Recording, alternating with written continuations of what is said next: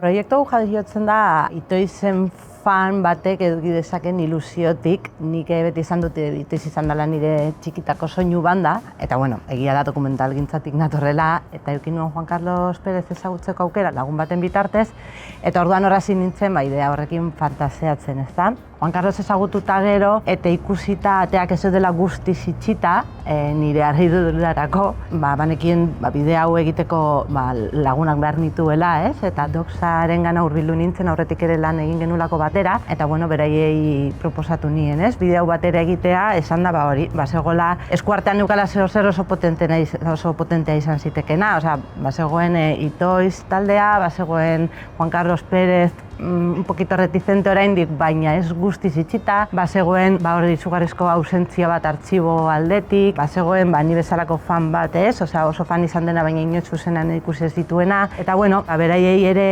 ezaugarri horiekin oso erakargarri egin zitzaion proiektua, eta lanean hasi ginen, eta bide horretan hasi ginen oso gauza interesgarriak aurkitzen besteak beste pelikulari izena ematen dion zinta hau, ez? Udako sesioak, non Juan Carlos Pérez eta Foixiz entzuten diren, 15 urterekin Juan Carlosen etxean, gerora ja Itoizen abesti esanguratsuenetarikoak izango direnak. Juan Carlos beti izan da nahiko eskorra, olako proiektuetan parte hartzeko, baina nik uste dut hori, benetako prozesu bat eskaini genion, artxibo guzti hau berriro aztertzeko eta benetako bidai emozional bat egin zezan. Cuando Larraitz se acerca a nosotras es desde su sentimiento un poco de fan, ¿no? Y llama mucho la atención que ella, siendo muy fan, no ha visto nunca en directo al grupo. Y eso está unido también a la gran falta de imágenes, porque tampoco cuando surge Itoiz y cuando surge In Dark Travels, que es como el origen de todo y es un poco mitificado, que surge en Mutriku y que todo el mundo habla de ello y tal, no existe TV, la relación con las imágenes no es como es ahora. Nosotras vemos ahí un reto de cómo contar esta historia abrazando esa ausencia, ¿no? Sí que había archivo sonoro, hicimos un llamamiento popular y aparecieron muchas imágenes pues con la calidad de la época. Luego también, por otro lado, queríamos juntar a gente del grupo porque creíamos que era necesario y que habían quedado cosas por hablar, pero tampoco queríamos que fueran unas entrevistas al uso. Y además Juan Carlos estaba muy reticente a hacer algo para él, el grupo ya fue y ya estaba, Itoiz ya había muerto. Entonces no quería hacer una película sobre aquello que ya está acabado, ¿no? De alguna manera. Uniendo todo esto, llegamos a la conclusión, lo que nos apeteció hacer y por los caminos que tiramos fue en primer lugar, utilizamos un lenguaje como de realismo mágico o un poco onírico, no sé, queríamos dar la sensación como de que esos encuentros con los componentes del grupo no sabes muy bien si son producto de la imaginación de Juan Carlos, si forman parte como de su mundo interior o realmente están pasando, ¿no?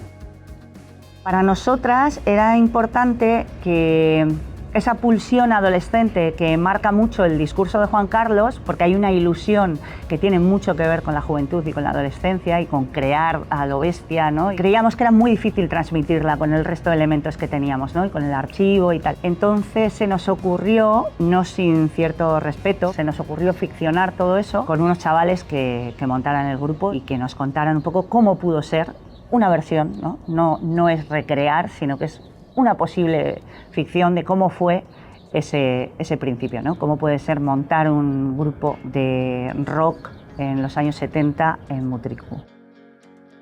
Proiektu honekin egon gara urte desente, ia 7 urte. Orduan, azkeneko urtetako ibilbidea jaialeekin konektatuta izango litzateke 2023an joan ginen Kandoxera, eta han konturatu ginen hirurok geneukela film bat konektatzen zuela emozionalki energia internazional batekin, ez? Bai Euskal Herriko talde bat den arren filma eta bai 70.